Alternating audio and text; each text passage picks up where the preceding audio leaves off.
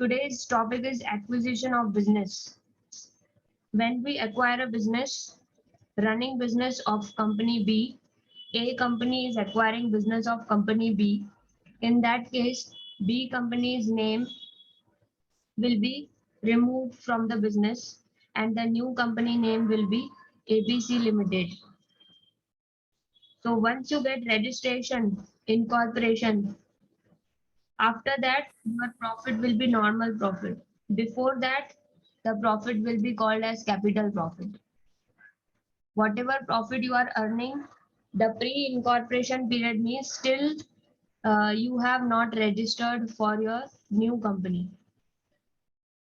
So whatever expenses and whatever profits you will make, you will write separately for the pre-incorporation period and for the post-incorporation period. The company gets registered, that is called as incorporation. Sometimes the partnership company is converted into a new company. Sometimes successful sole proprietor, he can convert the proprietorship into a company. Partnership form को हम लोग एक minute, Gita जमीरा, कौन है ये Geeta? 104 Geeta, this is not your class. 104 Geeta जमरिया. Okay.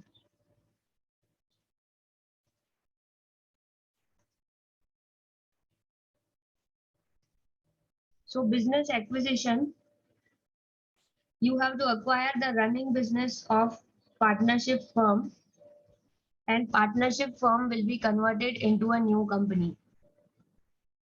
So acquisition is also called as purchase of a firm. You are purchasing a partnership firm and converting into a new company. So you will get incorporation certificate in few months. After the purchase of company, you will apply for incorporation. That means registration of new company. So the profit you are making from the date of takeover till the date of incorporation, till you get the certificate, that profit we will write it separately in the pre-incorporation period. We will note down the profit we have made. Okay. The profit or loss for the year has to be allocated between the two periods. What is pre-incorporation period?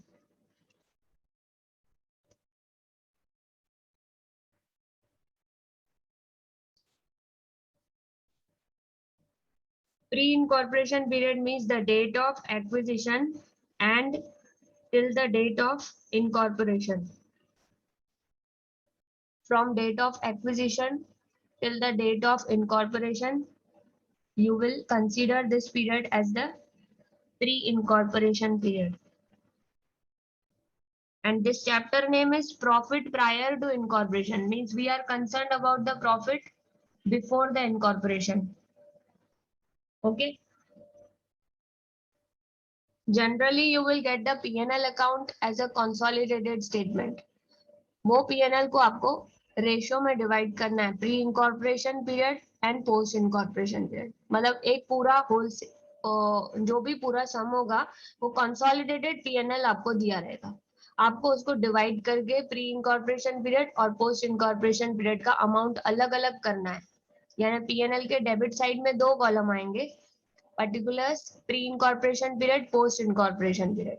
फिर credit side में भी particulars, उसके बाद pre incorporation period, post incorporation period. तो आपको profit separately दिखाना है, या लॉस होगा तो भी वो सेपरेटली दिखाना है. Allocation of profits between pre-incorporation and post-incorporation is done after the takeover of a business. तो ये पूरा टेक ओवर से रिलेटेड है. जब भी कोई कंपनी टेक ओवर करती है जैसे कोई पार्टनरशिप फर्म है, उसको हमने टेक ओवर किया, तो जिस दिन टेक ओवर किया है वो है डेट ऑफ, आपका वो डेट ऑफ परचेज होगा और डेट ऑफ रजिस्ट्रेशन होगा। उन डेट ऑफ परचेज से लेके डेट ऑफ रजिस्ट्रेशन तक आपको वो अमाउंट डालना है प्री इनकॉर्पोरेशन पीरियड में।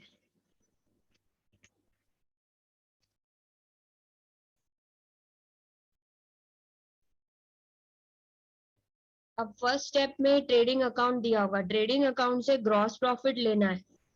ट्रेडिंग अकाउंट में opening stock, purchases, closing stock, sales right side में, वेजेस डेबिट साइड में दिखेंगे, ग्रॉस प्रॉफिट दिखेगा। जो ग्रॉस प्रॉफिट दिखेगा आपको, वो ग्रॉस प्रॉफिट आपको सेल्स रेशो में डिवाइड करना है। यहाँ पे दो रेशोज बनेंगे, एक सेल्स रेशो बनेगा, प्रॉब्लम में सेल्स दिया होगा, प्री इनकॉर्पोरेशन का सेल और पोस्ट इनकॉर्पोरेशन का सेल दिया होगा, उसका रेशो बनाना है, सेल्स रेशो, कितना सेल्स प्री में हुआ था, कितना पोस्ट पीरियड में हुआ था, वो आपको रेशो निकाल के रखना है। उसके बाद जितने भी सेल्स से कनेक्टेड एक्सपेंसेस या इनकम होते हैं उसको सेल्स के प्रोपोर्शन में करना है। Two ratios you have to calculate, जो भी सम्स आप करोगे उसमें सेल्स रेशो करना है और टाइम्स रेशो। टाइम रेशो यानी जितने भी फिक्स्ड एक्सपेंसेस होंगे वो टाइम रेशो में डिवाइड होंगे।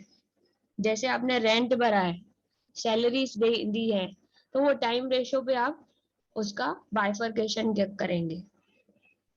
या टेलीफोन एक्सपेंसेस है, डेप्रिसिएशन है, ये सारे फिक्स्ड एक्सपेंसेस को आप टाइम रेशो में करेंगे।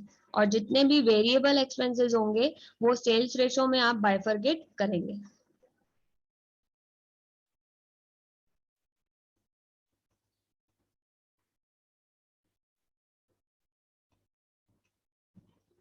अब थर्ड स्टेप में, जब पहले ग्रॉस प्रॉफिट आपको ट्रेडिंग अकाउंट से मिलेगा, ट्रेडिंग अकाउंट में ग्रॉस प्रॉफिट सेल्स रेशो में डिवाइड करना है प्री और पोस्ट में। उसके बाद जितने भी फिक्स्ड एक्सपेंसेस हैं, salary, rent, depreciation, interest, insurance, ये सब दोनों कॉलम में डिवाइड करके बाइफरकेट करके लिखना है। कौन से रेशो में? टाइम रेशो में।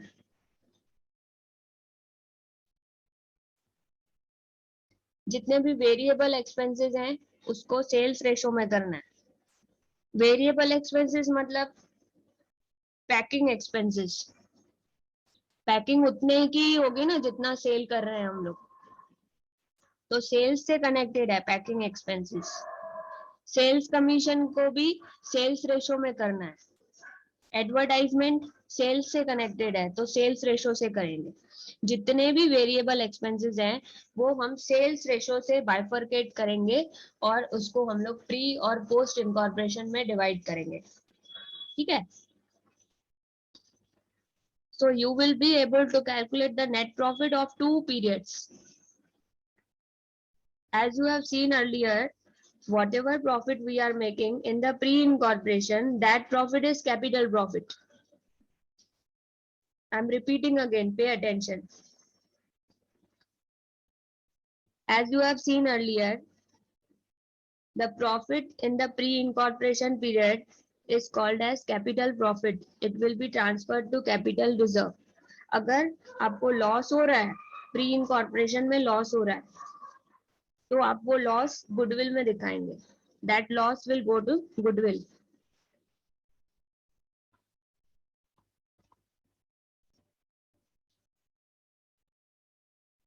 जितने भी वेरिएबल एक्सपेंसेस हैं वो सेल्स रेशो के बेसिस पे एलोकेशन होंगे, प्री और पोस्ट में बाइफरकेट करेंगे। तो पूरा पीएनएल अकाउंट आपको कॉलम्स कैसे बनाने हैं? पीएनएल के डेबिट साइड में particulars, pre incorporation period, post incorporation period. Credit side में particulars, pre incorporation period rupees, post incorporation period rupees. तो रुपीस के कॉलम के ऊपर ही, रुपीस के कॉलम के ऊपर ही प्री इनकॉर्पोरेशन और पोस्ट इनकॉर्पोरेशन दो कॉलम इंटरनल एक्सटर्नल बनाने।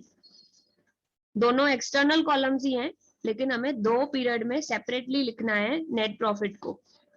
दो पीरियड अलग से डिवाइड करने, क्योंकि हमें पता करना है हमारा कैपिटल प्रॉफिट है कि लॉस है। अगर लॉस है तो गुडविल में जाएगा, कैपिटल प्रॉफिट है तो कैपिटल रिजर्व में जाएगा। क्योंकि ये नॉर्मल प्रॉफिट नहीं है, जब तक कंपनी अपने न्यू नेम से रजिस्टर नहीं होती है तब तक वो प्रॉफिट कैपिटल प्रॉफिट कहलाएगा या वो लॉस गुडविल कहलाएगा। तो हमें स्टार्ट करना है सम ग्रॉस प्रॉफिट से, पहुंचना है नेट प्रॉफिट तक या कैपिटल प्रॉफिट तक। तो ग्रॉस प्रॉफिट से चालू होगा। ट्रेडिंग अकाउंट, पीएनएल अकाउंट दोनों दिए होंगे क्वेश्चन में। दूसरी बात, आपको कुछ एक्सपेंसेस पर्टिकुलरली उसी कॉलम में डालने हैं। जैसे पार्टनरशिप फॉर्म थी, पहले ये पार्टनरशिप फॉर्म थी तो पार्टनर को हम सैलरी दे रहे थे। पहले क्या थी, ये पार्टनरशिप फॉर्म थी, बाद में वो कंपनी में कन्वर्ट हो गई। देखो ये चैप्टर जो है ना बहुत इजी है, बच्चों को बहुत अच्छा लगता है, क्योंकि पहले ये पार्टनरशिप फॉर्म थी तो ये लोग पहले पार्टनर सैलरी देते थे। तो पार्टनर सैलरी हो, डायरेक्टर सैलरी हो या प्रिलिमिनरी एक्सपेंसेस हो, ये कहाँ पे लिखे जाएंगे? पार्टनर सैलरी हमेशा कहाँ पे आएगा? You will right on the debit side of pre allocation period. Partner salary हमेशा प्री इनकॉर्पोरेशन में जाएगा। डायरेक्टर रेम्यूनरेशन, डायरेक्टर कभी हम लोगों ने रिक्रूट किए, डायरेक्टर कभी बनाए हमने? जब कंपनी बनाई तब डायरेक्टर बनाए, पहले कोई डायरेक्टर नहीं था। पार्टनरशिप फर्म में डायरेक्टर नहीं होते हैं ना। डायरेक्टर कब बनाए हमने? जब कंपनी फॉर्म हुई, रजिस्ट्रेशन के बाद हमने डायरेक्टर्स बनाए। तो डायरेक्टर का सैलरी या रेम्यूनरेशन पोस्ट इनकॉर्पोरेशन पीरियड में आएगा। उसके बाद डिबेंचर इंटरेस्ट, हमने डिबेंचर कब इशू किए? डिबेंचर हमने पोस्ट इनकॉर्पोरेशन पीरियड में इशू किए हैं। तो डिबेंचर इंटरेस्ट कहाँ पे आएगा? पोस्ट एलोकेशन में आएगा। पोस्ट इनकॉर्पोरेशन में डिबेंचर हमने इशू किया था, मतलब कंपनी फॉर्म होने के बाद हमने डायरेक्टर अपॉइंट किए, कंपनी फॉर्म होने के बाद हमने डिबेंचर्स इशू किए। तो डिबेंचर का इंटरेस्ट डेबिट साइड में लिखना है टू डिबेंचर इंटरेस्ट, लेकिन अमाउंट पोस्ट इनकॉर्पोरेशन में लिखना है। डायरेक्टर का भी और डिबेंचर इंटरेस्ट भी दोनों पोस्ट इनकॉर्पोरेशन में उसका अमाउंट उस कॉलम में लिखना है, राइट वाले कॉलम में। ओके। जब पार्टनर सैलरी बोलूंगी तो प्री में लिखना, डिबेंचर इंटरेस्ट हमेशा पोस्ट में लिखना। तो ये स्पेसिफिक एक्सपेंसेस होते हैं। स्पेसिफिक एक्सपेंसेस मतलब ये बिना रेशो के उसी अकाउंट में लिखे जाते हैं जहां पे वो बिलोंग करते हैं। पार्टनरशिप फर्म थी पहले, बाद में वो कंपनी में कन्वर्ट हो गई। पार्टनरशिप फर्म को हमने कंपनी बना दिया, तो कंपनी के डिबेंचर्स, कंपनी के डायरेक्टर्स, उनकी सैलरी और उनका इंटरेस्ट, डिबेंचर का इंटरेस्ट हमेशा पोस्ट इनकॉर्पोरेशन में जाएगा।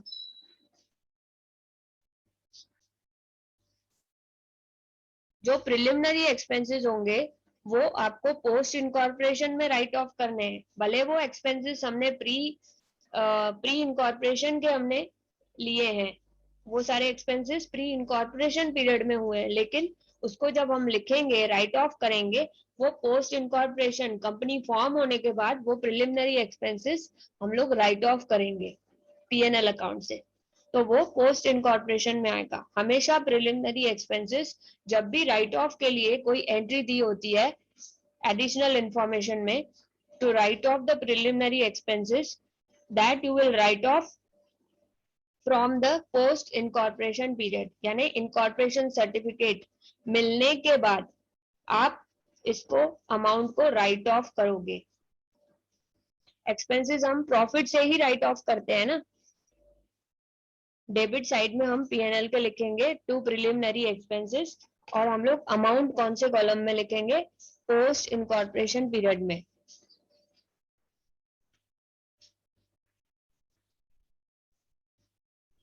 अभी मुझे बताओ, ट्रैवलिंग एक्सपेंसेस अगर दिया है तो आप कौन से रेशो में करोगे? Sales ratio, travelling expenses? Sales ratio के बेस पे डिवाइड करोगे कि टाइम रेशो के बेस पे?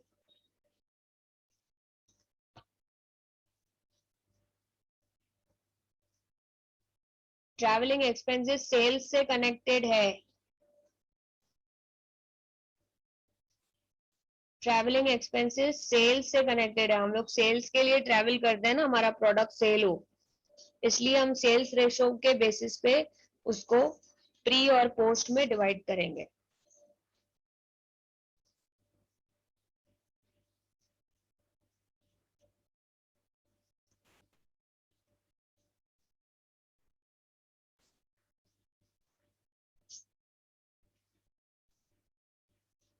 List of expenses allocated on the basis of sales. सब लोग अपने नोटबुक में ये नोट करो,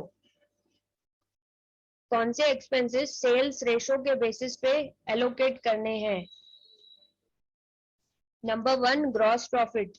ग्रॉस प्रॉफिट को आपको प्री और पोस्ट में डिवाइड करना है सेल्स रेशो के बेस पे। सेलिंग एक्सपेंसेस वेरिएबल एक्सपेंसेस हैं, ये भी सेल्स रेशो में डिवाइड होंगे। मतलब प्री में अलग से सेल्स एक्सपेंसेस आएगा, पोस्ट में अलग से लिखना है। एडवर्टाइजमेंट ये भी सेल्स रेशो के बेसिस पे डिवाइड होगा। जितने भी वेरिएबल एक्सपेंसेस होते हैं वो सेल्स रेशो के बेस पे डिवाइड होते हैं। Carriage outward, godown rent, discount allowed on sales, salesman salary, commission to salesman, promotional expenses, distributor expenses, free sample given, expenses incurred for after sale services, delivery van expenses. These all are variable expenses.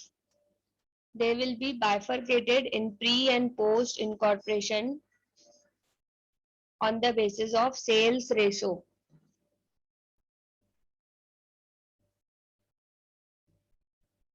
List of expenses allocated on the basis of time ratio. Time ratio कैसे निकालते हैं? 3 months हमने last 1 April 1 जनवरी to 1 April, pre incorporation period 3 months, and 1 April to 31 December post incorporation.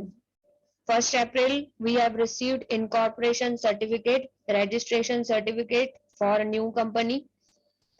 After we have acquired a partnership firm, we have registered our company with a new name.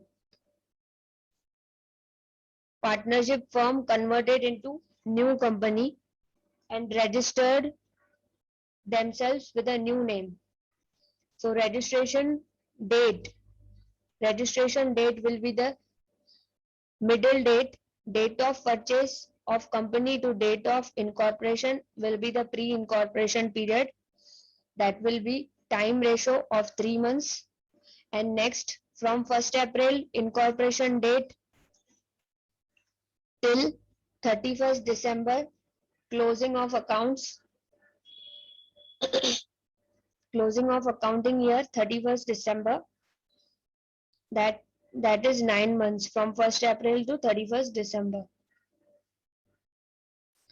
So ratio is 1:3. 3 months and 9 months, 3:9. So 1:3. 1:3 के ratio में ये सारे expenses जो ऊपर से नीचे यहाँ पे दिए हुए हैं, ऑफिस एंड एडमिनिस्ट्रेशन, सैलरीज, ये सारे फिक्स्ड एक्सपेंसेस हैं। जितने भी फिक्स्ड एक्सपेंसेस होते हैं irrespective of sales quantity, these fixed expenses, audit fees, insurance, printing stationery, depreciation, traveling expenses, अगर जनरल दिया है ट्रैवलिंग एक्सपेंसेस, तो अगर सेल्स से रिलेटेड नहीं है, नॉर्मल ट्रैवलिंग जनरल एक्सपेंसेस है, तो फिर उसको आपको टाइम रेशो से करना है। अगर सेल्स के रिलेटेड ट्रैवलिंग है तो सेल्स रेशो में करना है। डिबेंचर इंटरेस्ट ये भी कांस्टेंट होता है। डिबेंचर इंटरेस्ट आपको फिक्स्ड होता है तो उसका टाइम रेशो से करेंगे। तो आपके नोटबुक पे ये सब लिखा होना चाहिए। जैसे जैसे बता रही हूँ वो स्लाइड का आप स्क्रीनशॉट लीजिए और अपने नोटबुक पे नोट करते जाइए, क्योंकि बहुत बार एमसीक्यूज में भी ये क्वेश्चंस आए हैं इस चैप्टर से। 4-5 एमसीक्यूज इसी चैप्टर से आएंगे। मैं आपको पूछूंगी audit fees is a on what basis audit fees is bifurcated in PNL. तो आप ऑडिट फीस देखकर टाइम रेशो पे टिक करोगे। सेल्स रेशो भी दिया होगा, टाइम रेशो भी दिया होगा, you have to select time ratio. Distribution expenses जो वेरिएबल पोर्शन है वो सेल्स रेशो में होगा। डिस्ट्रीब्यूशन एक्सपेंसेस जो फिक्स्ड रेशो है, फिक्स्ड पोर्शन है, that will be divided on the basis of time ratio. General expenses, expenses which have fixed nature, they will be bifurcated in the P&L account on the basis of time ratio. जितने भी fixed expenses होते हैं, जैसे depreciation, वो fixed होता है हर साल, same depreciation हम एसएलएम से करते हैं और वो डेप्रिसिएशन आपको टाइम रेशो से डिवाइड करना है, बाइफरकेट करना है। नेक्स्ट, एप्लीकेशन और accounting treatment of PNL prior to incorporation. PPI के प्रॉफिट से क्या क्या राइट ऑफ करना है। जैसे कंपनी जब फॉर्म हो रही थी तो हमने पार्टनरशिप को लिक्विडेट किया, यानी डिसोल्यूशन ऑफ पार्टनरशिप फॉर्म।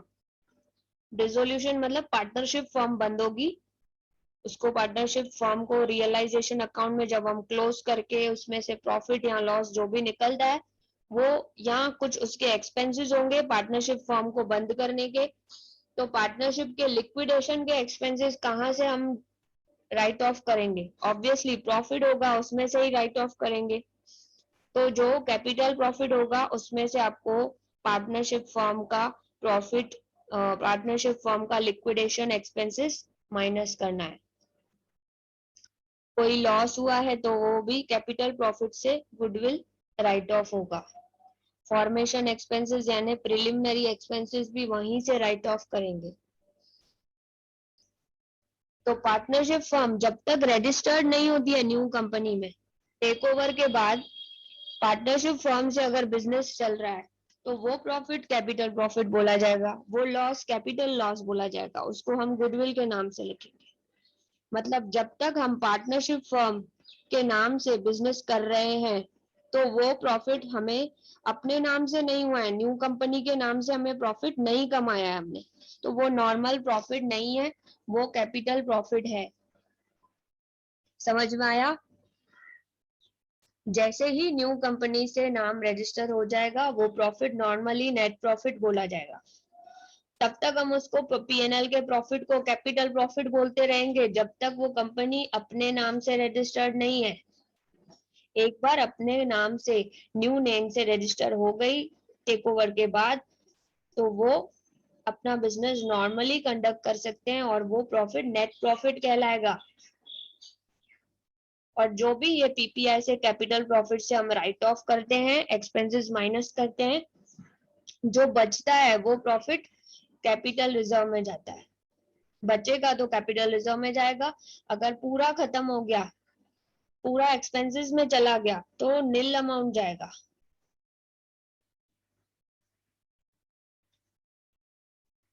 अगर हमें लॉस होता है कैपिटल इनकॉर्पोरेशन, प्री इनकॉर्पोरेशन का loss, pre incorporation loss will be debited against the capital profit, debited to goodwill account, writing off fixed assets, fixed fictitious assets यानी preliminary expenses, fictitious assets and capital reserve.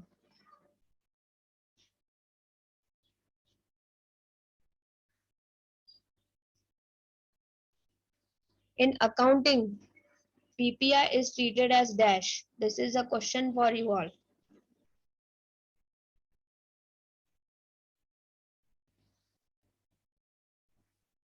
Can we give capital profit as a dividend?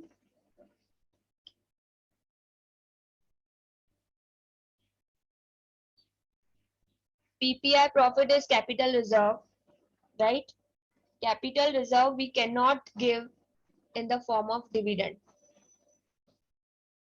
because this profit we have earned in the name of partnership firm. The company was formed after 3 months. After takeover, it took 3 months to take a new certificate or new company registered. So this profit is not a normal profit. We cannot distribute this 3 months profit in the form of dividend. This amount will be kept in capital reserve, and this amount will be utilized for writing of the preliminary expenses. जब company form हो रही थी तो कुछ expenses हुए होंगे, partnership form को dissolution में किया होगा, बंद किया होगा पार्टनरशिप फॉर्म को, तो कुछ एक्सपेंसेस होते हैं ना लिक्विडेशन के, पेपर वर्क, तो वो प्रिलिमिनरी या फॉर्मेशन एक्सपेंसेस हमें कैपिटल रिजर्व से राइट ऑफ करने हैं। या हमें कोई लॉस हुआ है प्री इनकॉर्पोरेशन में, तो वो गुडविल भी यहीं से राइट ऑफ होता है। या पहले का कोई गुडविल है हमें राइट ऑफ करना है, तो हम यहाँ से राइट ऑफ कर सकते हैं। कैपिटल रिजर्व से हमें राइट ऑफ करना है। So P P I is treated as capital reserve.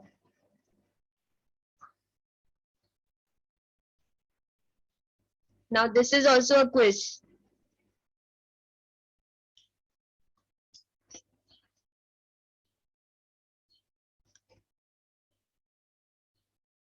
First, salaries को कौन से रेशियो में डिवाइड किया जाता है? Time ratio, sales ratio, pre incorporation में सीधा लिखते हैं, पोस्ट इनकॉर्पोरेशन में डायरेक्टली लिखते हैं। कहाँ पे लिखते हैं, क्या रेशियो में करते हैं?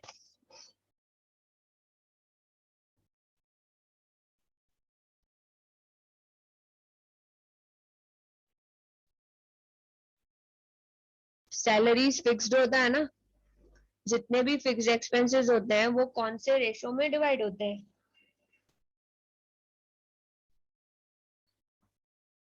Time ratio. Very good.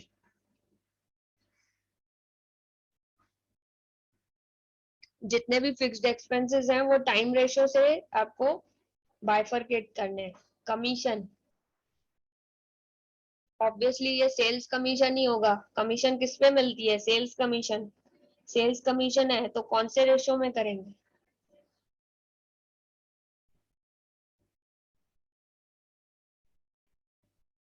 Sales ratio. Very good.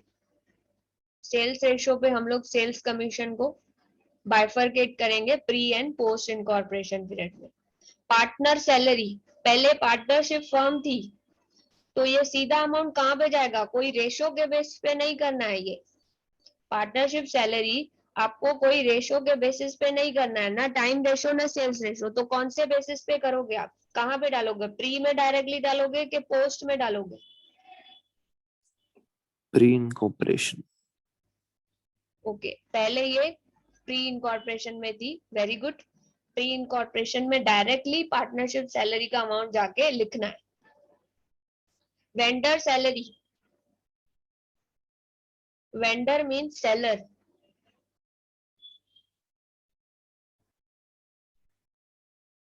Selling firm को सैलरी देना, ये भी प्री इनकॉर्पोरेशन में जाएगा। Rates, rent, rates and taxes, ये टाइम रेशो। रेट्स यानी आपका रेंट होगा, टैक्सेस होगा, वो टाइम रेशो के बेसिस पे आएगा। Taxes time ratio fix, rent fix रहता है, time ratio. Interest on partner capital,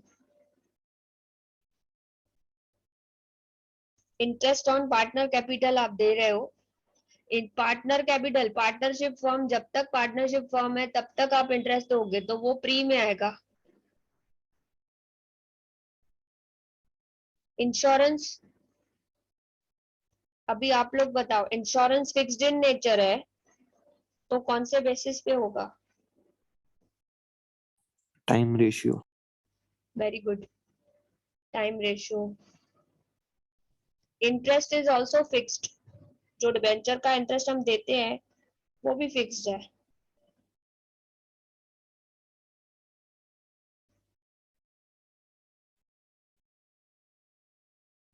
अगर डिबेंचर इंटरेस्ट लिखा होता डिबेंचर का इंटरेस्ट तो हम लोग पोस्ट में डायरेक्टली कर देते. सिर्फ नॉर्मल इंटरेस्ट लिखा है तो टाइम रेशियो बेसिस पे.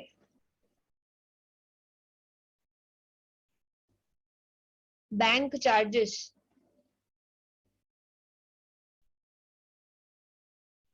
बैंक चार्जेस फिक्स्ड होती है. Time ratio. Dividend on shares. Dividend on shares. Shares कभी इशू किए मुझे ये बताओ. जब कंपनी फॉर्म हुई तभी आपने शेयर्स इशू किए तो ये डायरेक्टली कहाँ पे जाएगा? Post incorporation. Very good, post incorporation.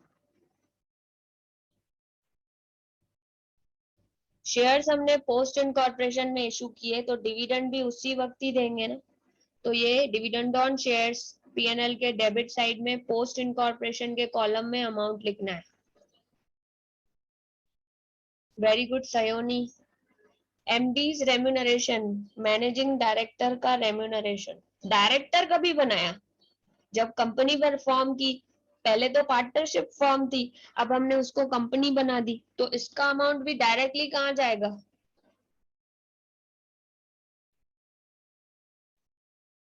इसका डायरेक्टली अमाउंट रेम्यूनरेशन का कहाँ पे जाएगा?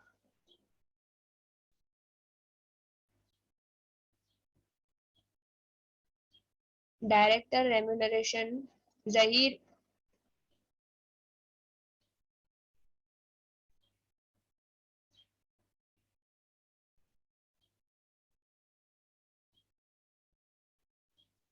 पोस्ट इनकॉर्पोरेशन में.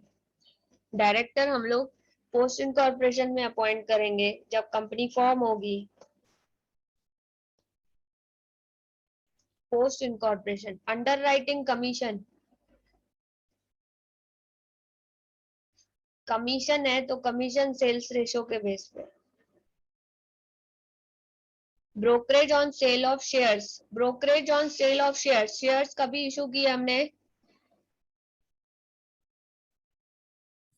शेयर्स मैम हमने. कमीशन तो अंडर राइटिंग के लिए ना, सेल्स रेशियो में कैसे आएगा? Under writing commission. हाँ शेयर्स का है, शेयर्स से रिलेटेड है. शेयर्स से रिलेटेड है तो post incorporation. Black. Underwriting is related to IPO. और शेयर्स में अंडर राइटिंग होती है. अंडर राइटर्स अंडर राइटिंग करते हैं तभी कमीशन देंगे हम लोग जब पोस्ट इनकॉर्पोरेशन में शेयर्स इशू करेंगे. ब्रोकरेज भी हम पोस्ट इनकॉर्पोरेशन में ही लिखेंगे क्योंकि हमने शेयर्स पोस्ट इनकॉर्पोरेशन में इशू किया है. Sales promotion cost. Sales ratio.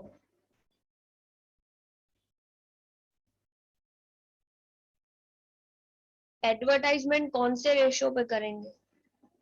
Advertisement fixed होता है.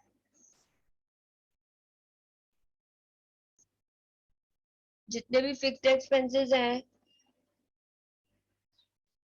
वो टाइम रेशो से करेंगे. Bad debts. Sales ratio. Discount on sales. Discount on sales is sales ratio के बेसिस पे होगा. Printing stationery is. Printing and stationery is fixed ratio. Fixed expense. Time ratio basis. Office expenses fixed. Fixed in nature. Time ratio. Share transfer fees. Shares we have issued in the post incorporation period, so the fees we will receive. Share transfer fees received मतलब credit side में post incorporation में जाएगा.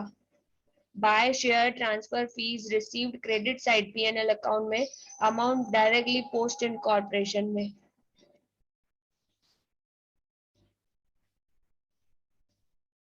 Debenture interest अभी कौन बताएगा?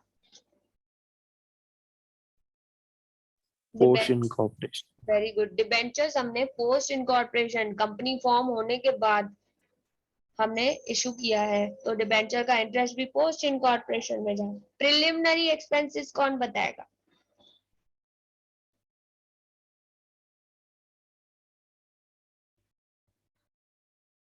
Preliminary expenses मतलब company legally जब form हो रही थी उसमें एक्सपेंसेस हुए, वो पोस्ट इनकॉर्पोरेशन में ही राइट ऑफ किए जाते हैं, तो पोस्ट में आएगा directly. This is a specific expense, this will be directly posted to post incorporation. Formation expenses ये भी सेम होता है, प्रिलिमिनरी। राइट ऑफ कहाँ से करेंगे? Post incorporation. कंपनी फॉर्म होने के बाद राइट ऑफ करते हैं ना, तो पोस्ट में जाएगा। इनकम टैक्स, टाइम रेशो, पहले भी भर रहे थे इनकम टैक्स, अभी भी भर रहे हैं, तो टाइम रेशो में। पार्टनरशिप फॉर्म थी तभी भी भर रहे थे। Salary to director, post incorporation. Okay. Director fees,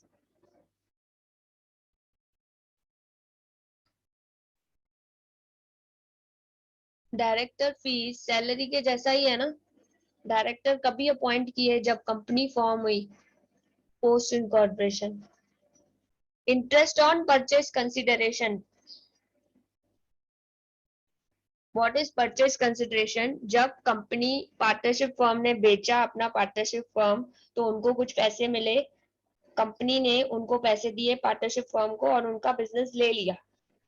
partnership firm ने अपना बिजनेस सेल किया, तो seller receives the purchase consideration from the buyer, buying company. तो जो इंटरेस्ट पे किया, थोड़ा भी अमाउंट लेट देते हैं ना, तो परचेज कंसिडरेशन पे इंटरेस्ट देना पड़ता है। मतलब बायर कंपनी को, एक्विजिशन कंपनी को, एक्वायरिंग कंपनी को, सेलिंग कंपनी को इंटरेस्ट देना पड़ता है। जितना अमाउंट लेट देंगे उतना उनको इंटरेस्ट देना पड़ेगा। अब जितना लेट देंगे मतलब ये टाइम रेशो के हिसाब से है, जितना लेट देंगे उतना इंटरेस्ट बढ़ते जाएगा, तो ये टाइम रेशो के बेसिस पे होता है। ओके